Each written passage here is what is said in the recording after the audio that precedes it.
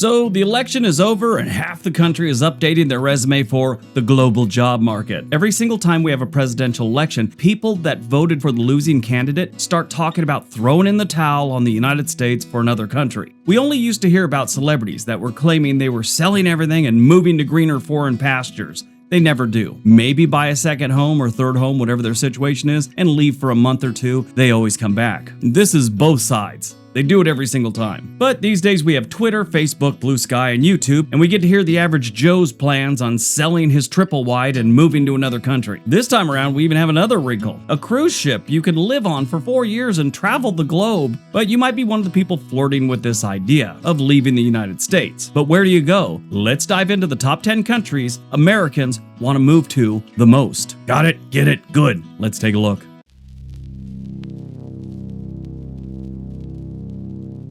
Number 10, Japan. Yeah, this one's never been on my radar, but apparently a lot of people are into moving to Japan, or at least want to move to Japan. This is the land of sushi, sumo, and vending machines that sell everything. Yes, everything, and a lot of weird stuff too. Americans fantasize about cherry blossoms and bullet trains. Forget that life here involves actual rules, and you gotta follow them. Let's say you want to move to Japan. There's some catches here. Getting into Japan is about as easy as getting into Harvard. You'll need a job, you'll need a visa, and the ability to bow at the correct angle for each social situation. But hey, if you could teach English, you might just have a shot. That one's true for a lot of different countries. If you could teach English, you got your way in, at least for a handful of years. Since the day after the election, internet searches for Japan, moving to Japan, and how to get a visa for Japan have jumped 65%.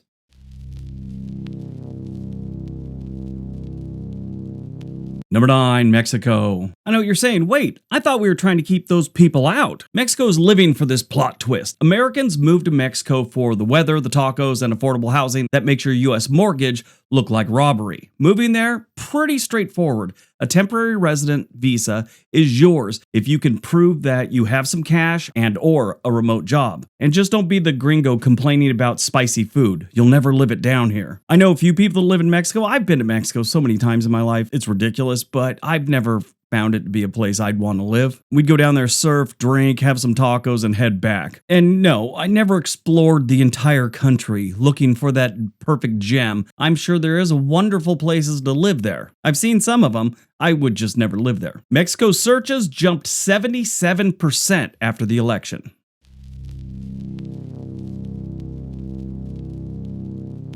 Number 8, Germany. Now, this is another one I'd probably never move to. I do want to hit Oktoberfest up in the next 2 years, but that's as far as it goes with me. Americans dream of Germany for its efficiency, its beer, and its lack of small talk. They really don't get into it. Small talk's not a thing for them. Germans don't care about your feelings or weather updates, and honestly, it's kind of refreshing. If you're skilled, educated, or willing to study, Germany has visa pathways galore. But remember, bureaucracy here is an art form, so pack your patience and maybe a translator for all those official documents. You're probably going to need it. Germany's really not a country for talkative people. It's just not their thing. They'll talk to you if they know you and they have something to say, but they're never just going to shoot the shit with you. Searches about living or moving to Germany have shot up 145% since the election ended.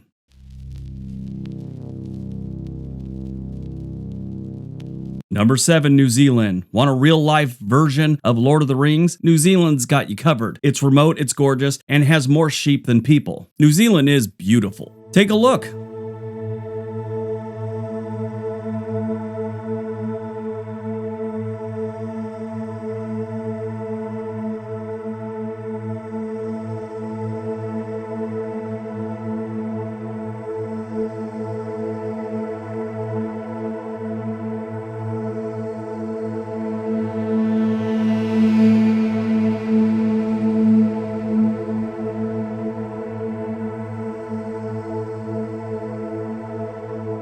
The immigration process involves a point-based system where you basically have to prove you're smart, healthy, and under 55. So, Gen X, you're still in the game. The bonus is if you're terrified of venomous snakes or venomous creatures in general, there are none. Not one snake. What's the catch? Housing is expensive and those sheep don't share. Searches for New Zealand have been up 223%.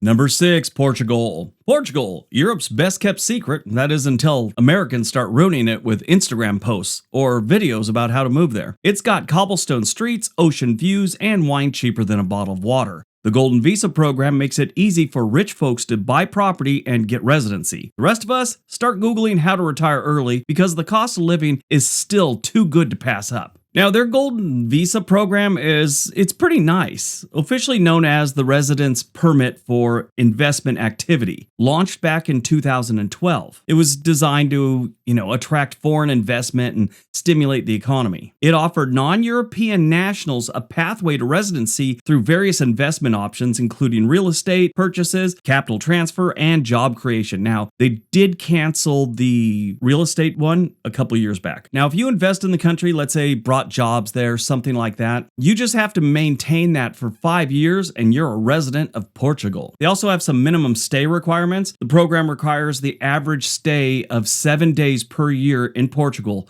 making it flexible for international investors. Searches for Portugal and moving to Portugal are up 281% since the election ended.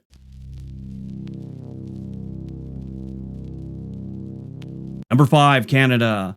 Canada, America's chill, polite neighbor who always remembers to recycle. Every election, half of the US yells, "I'm moving to Canada," only to realize that winter exists and they change their mind. But if you're serious, Canada has a point-based system similar to New Zealand's. Skilled workers, students, and even startup founders are welcome. Pro tip, learn how to apologize profusely. It's part of the national language. On one of their websites, they listed the easiest way to do it. Have to have a passport or travel documents, language test results, meaning you gotta know some French or English, proof of Canadian education or educational credentials, assessment report for immigration purposes, a written job offer from an employer in Canada. Canada is the first one that always pops up for people that want to leave the United States. I'm moving to Canada. I mean, ever since people flocked there during the Vietnam War, it's become the country Americans run to or think about running to avoid their problems. It is a nice country. I've been to Halifax, Nova Scotia, St. John's and Brunswick, Vancouver a bunch of times, Toronto. I like it. Searches about moving to Canada and life in Canada are up 365% since the end of the election.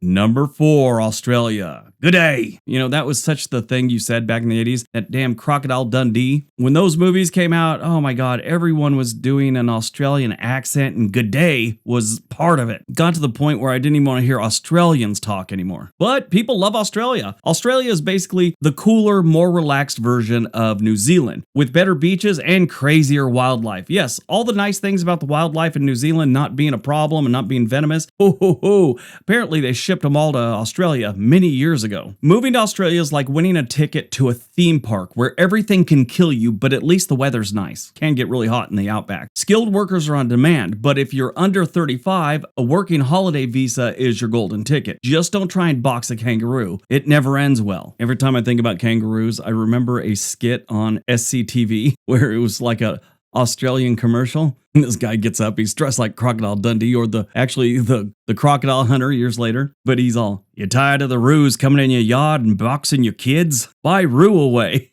Basically, you spray your yard with Roo Away and the roos don't come to your yard. Australian searches are up 411% since the end of the election.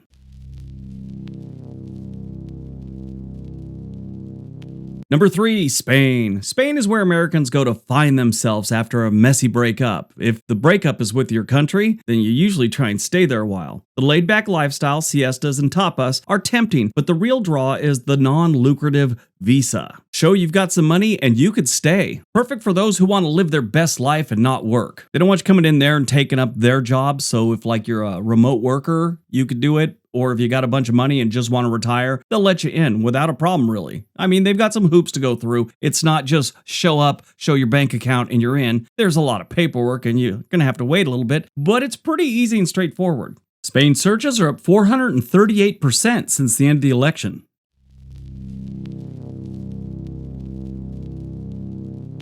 Number 2, Italy. Italy takes the second spot because, let's be real, Americans romanticize it hard. They see themselves sipping espressos in Rome, making pasta from scratch, and gesturing wildly like they're in a Scorsese film over the simplest things. Italy has been romanticized, like I'd said, I'd say before World War II, but when people started coming back from World War II with stories about how beautiful it is, I mean, obviously after the combat stopped, this country had an obsession with Italy. We started turning out movies, not just World War II ones, but other movies about Italy, and it became this romantic place. If you're a history nerd, Italy is your nirvana. And it's a beautiful country. It's not just desert like you'll see in some places, and the cities are a little dirty right now, but that's the major cities. A lot of the smaller cities are still as quaint and beautiful as they've always been. Italy offers some pretty enticing programs like the elective residency visa, but you'll need solid finances and a willingness to navigate Italian bureaucracy. It's a charming mess, sort of like life in Italy. Italy's searches are up 579%. All right, before we get to number 1, let me invite you to subscribe to the channel. Hit that little bell notification. It helps out the channel. All right, on to number 1.